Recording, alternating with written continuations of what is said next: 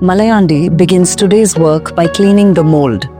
He washes it, dries it, wipes it carefully with a cloth, then dusts it with chalk powder so nothing sticks.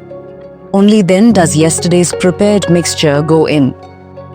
He presses it firmly into a Raja mould for the king figure, lifts the shape back out with practiced hands and sets it aside to dry for 15 minutes.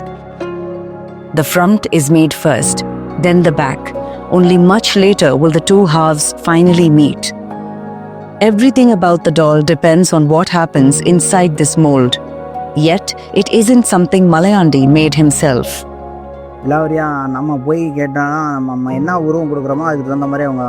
If we give them the design or figure we want, they will sculpt that form first. Then they follow their own mold making process and prepare the mold for us. That's how we receive it.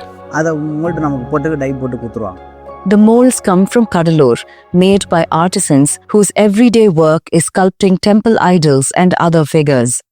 Long before a dancing doll is born, another craft quietly shapes the face it will one day wear. Learning to work with that mold takes time. When we speak to Nandini's brother Arul Kumar, now working in Dubai, he remembers that this wasn't where he began. It was where he finished. Finally, after the doll had taken shape, I learned the finishing stage, rolling the prepared material, placing it properly inside the mold, and completing the final finishing work. That was the last stage I learned.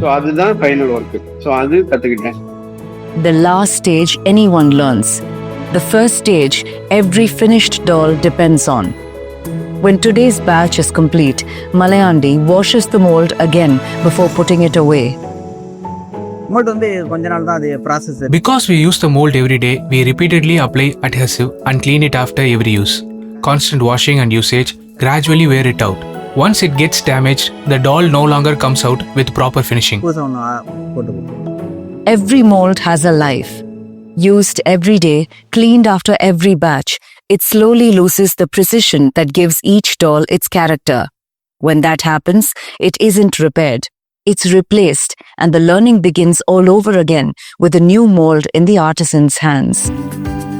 Off to one side of the workshop sits another mold altogether, larger, older, and rarely used. It takes around 15 days to complete a single 15-inch doll. Although we have molds for large sizes, very few customers ask for them. Usually they are ordered only for display or showroom purposes. He keeps it anyway. Not because it earns its place in the workshop every year, but because some traditions are worth preserving even when demand grows quiet. There are no plaques on these walls, no framed certificates, nothing to mark the thousands of faces that have emerged from these molds over the last 25 years. We have never really tried for awards. Nobody has approached us for that either. Many other artisans have received them, but we have never reached that stage ourselves. Perhaps that's fitting. The mold was never meant to be seen. It gives every doll its face, then quietly waits for the next one. In much the same way, artisans like Malaiyandi have spent decades shaping a tradition that millions recognize while remaining almost invisible themselves.